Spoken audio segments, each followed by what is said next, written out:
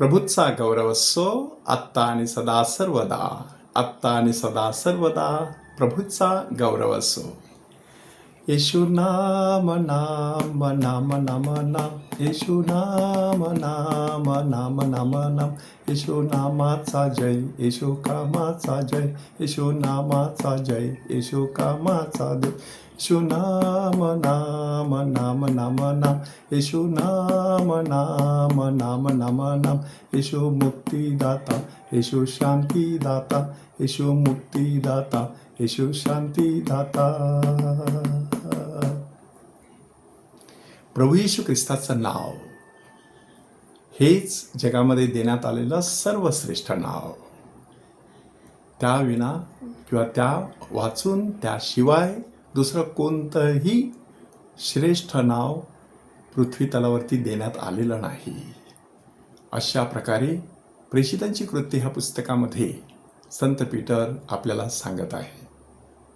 तोच प्रभू येशू ख्रिस्त आज मत्तैच्या शुभवर्तमानातील अध्याय 13 मध्ये शास्त्री पुरुषांचा खरपूस समाचार घेत आहे. एकूण 3 टप्प्यामध्ये त्याने हा समाचार घेतलेला दिसून येतो. पहिला टप्पा आहे तो म्हणतो, तुम्ही पुदिना, बडीशेप आणि जिरे ह्यांचा दशांश देता. 1 दशांश देणं हा यहुदी धर्माचा महत्त्वाचा भाग होता.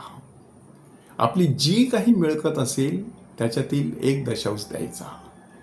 मग ह्या गोष्टी पुदिना, बडीशेप, जिरे कदाचित त्यांच्या शेतात उगवत असतील, ते त्यांचं उत्पन्न असेल, म्हणून त्या उत्पन्नाचा 1 दशांश ते देत आहेत. मात्र असं करत असताना नियमशास्त्रातील मुख्य गोष्टी न्याय, दया आणि विश्वास ह्या तुम्ही सोडलेल्या आहेत. म्हणजे एकीकडे कर्मकांड पाळायचं, पण दुसरीकडे शेजार धर्म टाळायचा. शेजार प्रीतीला बगल द्यायची, ह्याला धर्म म्हणता येणार नाही. ह्या गोष्टी करावयाच्या होत्या, त्या सोडायला नको होत्या. म्हणजे त्या आवश्यक आहेत. इंग्रजीमध्ये त्यासाठी ॲक्सिडेंटल आणि एसेन्शियल असे 2 शब्द आहेत. एसेन्शियल म्हटल्यानंतर अत्यावश्यक. ॲक्सिडेंटल म्हणजे आपोआप घडत असलेल्या, की ज्या जरी घडल्या नाहीत तरी जीवन पुढे जाऊ शकतं. परंतु अत्यावश्यक गोष्टी घडल्या नाहीत, केल्या नाहीत, तर मात्र पुढील वाटचाल करणं अशक्य बनतं. नंतर त्यांनी सांगितलेलं आहे की तुम्ही मुरकूट गाळून टाकता आणि उंट गिळून टाकता. मुरकूट म्हणजे छोटीशी माशी, ती तुम्ही काढून टाकता. कारण ती माशी पडलेली आहे. ते पाणी म्हणा, तो चहा म्हणा, आपण पिऊ शकत नाही. ती गाळून टाकली पाहिजे. पण त्याच चहामध्ये उंट पडलेला असेल, तो दिसत नाही. म्हणजे येशू त्यांच्यासाठी आंधळ्या वाटाड्यानो असा शब्द वापरतो, कारण त्यांना अत्यावश्यक गोष्टी दिसत नाहीत, बारीक सारीक गोष्टी दिसतात. ह्याला इंग्रजीमध्ये पेटिनेस अशा प्रकारचा शब्द आहे. छिद्रान्वेषी दृष्टी. छिद्र जेवढं बारीक असतं तेवढी छोटी दृष्टी. लोकांचे बारीक सारीक दोष काढायचे आणि आपल्या मोठ्या दोषाकडे दुर्लक्ष करायचं. आणि मग आणखी तो एक महत्त्वाचा मुद्दा तिकडे मांडत आहे.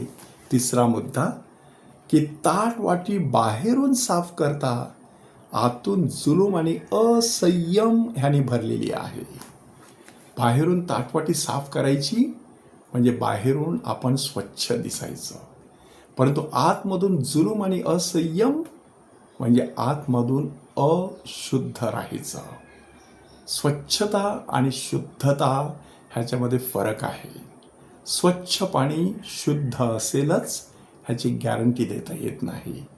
आणि म्हणूनच ह्या 3 महत्त्वाच्या मुद्द्याकडून आपण शिकूया. प्रभू येशू ख्रिस्त आपल्याला सांगत आहे, कर्मकांड महत्त्वाचं नसून शेजार प्रीती महत्त्वाची आहे. अनावश्यक गोष्टीमध्ये वेळ घालवण्याऐवजी अत्यावश्यक गोष्टीमध्ये वेळ घालवणं गरजेचं आहे. बाह्य दिखाऊपणाऐवजी अंतर्यामीची शुद्धता परमेश्वराला प्रिय आहे. ती कृपा परमेश्वराकडे मागूया. प्रभूचा गौरव असो आत्ता आणि सदा सर्वदा. आत्ता आणि सदा सर्वदा प्रभूचा गौरव असो.